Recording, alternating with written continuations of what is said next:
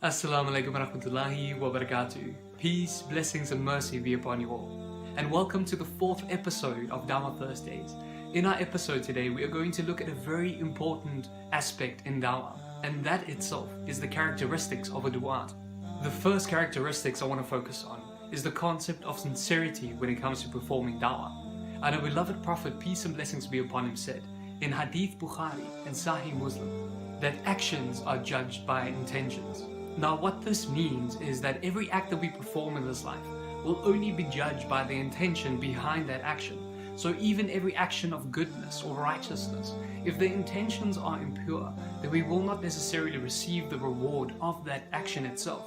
And only this lies with Allah subhanahu wa ta'ala to declare and to define. Now, oftentimes it's very good to re-evaluate the intentions for specific actions. To give you guys an example of this, you guys are watching this video. I had to spend time in order to create this video. But the question is, what is my intentions in creating this video?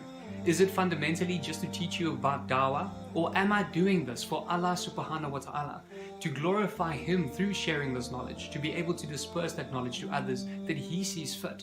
Now, ultimately, we reach the same goal. I'm sharing the knowledge with you. But fundamentally, the intentions are completely different. There are two different intentions here.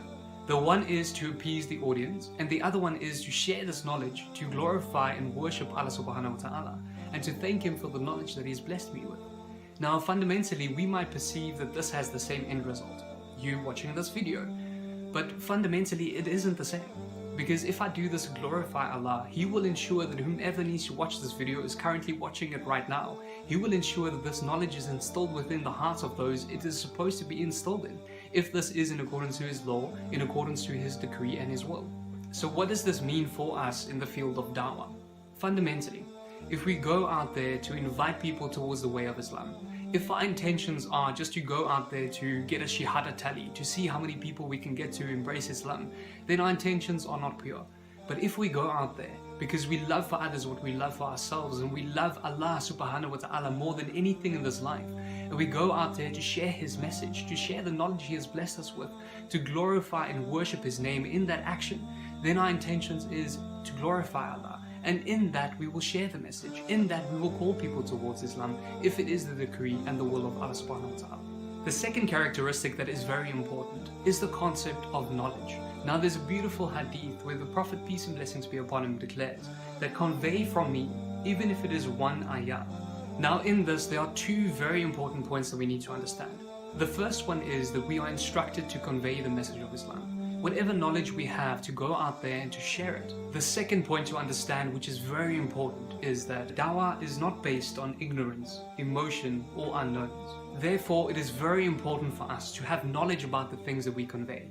Don't ever go out there to share something that is not truthful. And if somebody comes and they ask you a question regarding something that you do not understand, say that I do not have the answer for you right now. Give me an opportunity to research this question that you've asked me, and I will come and I will convey that message to you. The reason why it is so important to not share misinformation with an individual is that that individual might go out and they might research the question that they had asked you, and they might find the true answer to that question. And then they will taint you as a person that is not truthful. And having shared more information with that person, they might see that you are untruthful, and they might doubt everything that you've taught them. And also understand that you are representative of Islam. And if you share something that is not truthful or something that you don't understand, then fundamentally you will taint the image of Islam as well in the process. Another point that is very important is our character. If we go out there, we need to be kind, we need to be gentle, we need to be soft and compassionate. And when we speak to people, we need to do it in a way that is not harsh. For instance, as it says within the Holy Quran, in chapter 16 verse 125, invite to the way of your Lord with wisdom and beautiful preaching, and argue with them in a way that is better. When you go out there and you perform Dawah, and you get into a conversation with an individual that turns into a debate, it's very important for us to do it in a way that is best and most gracious. So if a person raises their voice, be sure that you do not raise your voice. If they have domineering body language, be sure to retract a little bit. Because fundamentally, if we do this, if we do it in a way that is soft and compassionate, that person will see it, and they will realize that you're not there to domineer or to dictate, but you're there truly just to share knowledge with them. It is very important when we perform Dawah to have good manners and a polite tongue when we speak to people. And this all is enveloped within soft-heartedness. And there's a beautiful verse within the Holy Quran I would like to share with you in chapter 3 verse 159, and it reads as follows: "And by the mercy of God you dealt with them gently, and had you been severe and harsh-hearted, they would have broken away from you."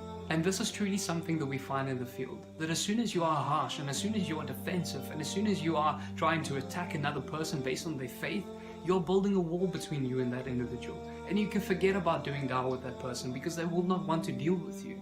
And as soon as you apply an ego whenever you speak to people within the field, you need to understand that it will be a barrier between you and that individual, and it prevents from connecting with others.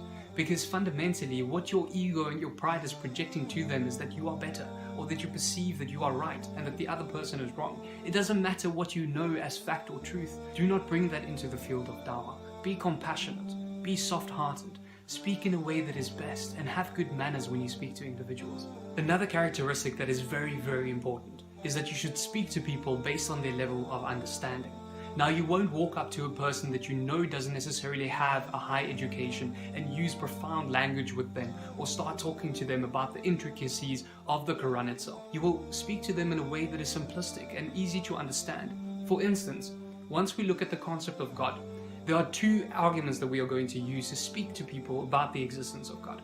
The one is very intellectual, where we would break down the possibility for our existence, and the other one is rather simplistic, where we speak about the characteristics, the names and attributes of Allah. The final characteristic I would like to focus on within the Du'aat is that one should never go into the extremes. Refrain from and reject all forms of extremism and hate speech, both in your actions and the things that you say.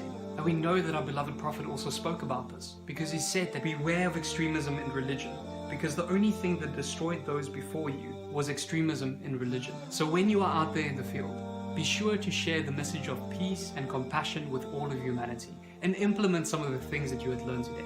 I hope you enjoyed today's episode, and if you have, please leave a like and share this message, and I look forward to seeing you at the next episode. All the best of blessings to you and your loved ones. Jazakallah khair.